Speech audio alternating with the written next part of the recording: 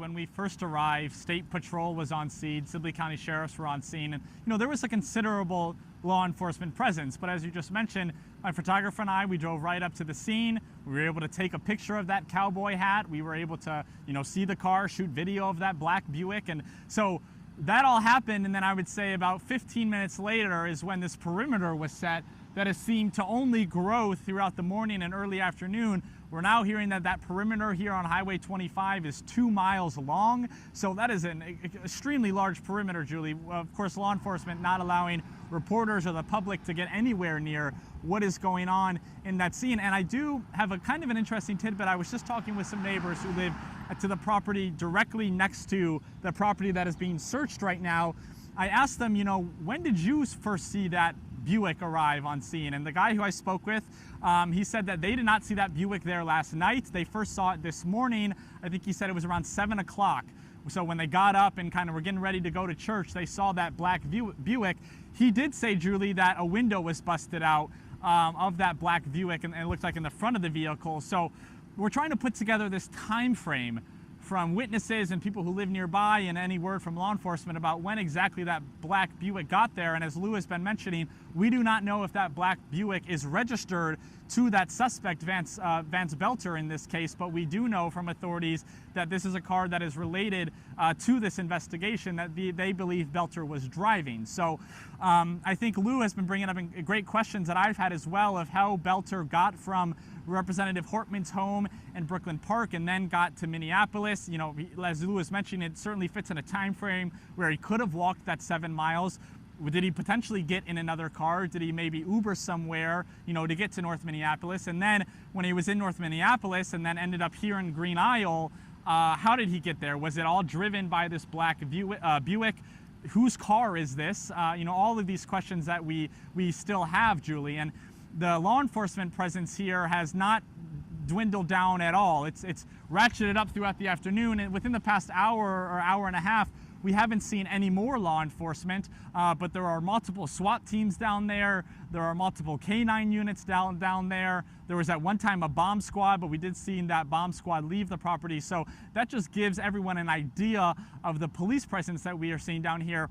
And I did talk with one woman, Julie, she received a message from the BCA about 45 minutes ago saying, we are about to search your property. You need to leave your property. We're going to bring in, these tactical teams to search your property. So as of this moment, I can actually see the lady right there. She's still here. So I don't believe that she has gotten a message yet that she can then go back to her home. So this is the kind of impact this is having on this rural community in Green Isle. Not only have dozens of people driven by and asked us, hey, what's going on? Do you know if they've caught him yet? All those questions, a lot of curiosity. There's also, people's Sunday afternoons are being uprooted because they're being asked to leave their homes so tactical teams can come and search their property.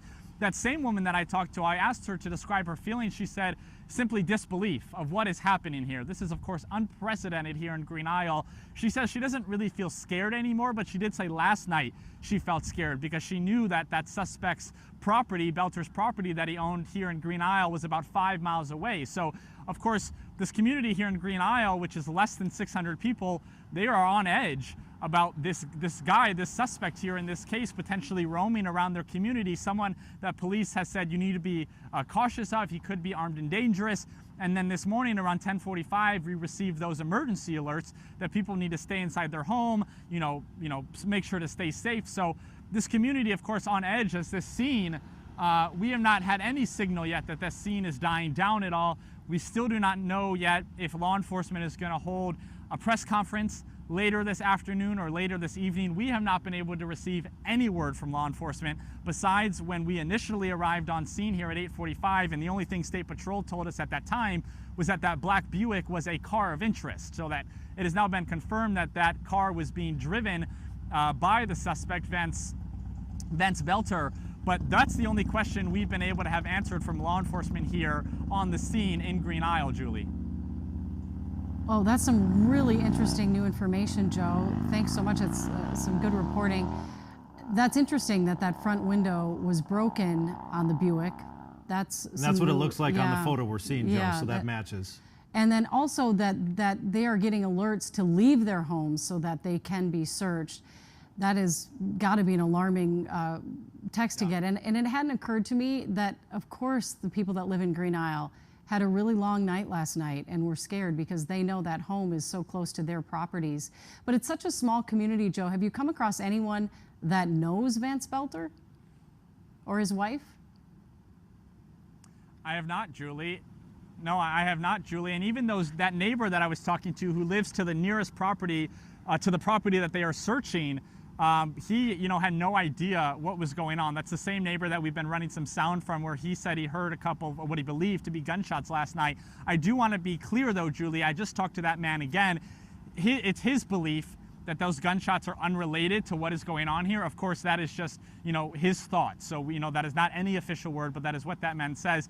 But I have talked to numerous people here in the community, even people today in Green Isle and in the community as they've been driving by asking us questions.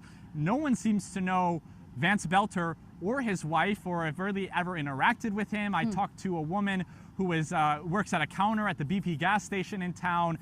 She's worked at that counter for many years. She said she saw the picture on the news of Boelter and never seen him before. His name didn't sound familiar. So it's interesting. And we also don't know how much time Vance Boelter spent here in Green Isle, because we know, as we've learned through our reporting, that he spent a couple of nights a week at that North Minneapolis home that he was renting out with his friends/roommates. So we don't know how much time he was spending in Minneapolis versus how much time he and his family were spending here in Green Isle. But yeah, I think that community aspect, Julie, in Green Isle is just another layer to this story, another community on edge. Of course, yesterday Brooklyn Park was on edge because they had that shelter in place, for a lot of the afternoon. And now Green Isle, even though there wasn't an emergency alert last night or shelter in place, people are wondering, is this man potentially roaming our community? And if he is armed and dangerous, could we be in danger? So there's just so many layers, tragic layers, I should say, Julie, to this story.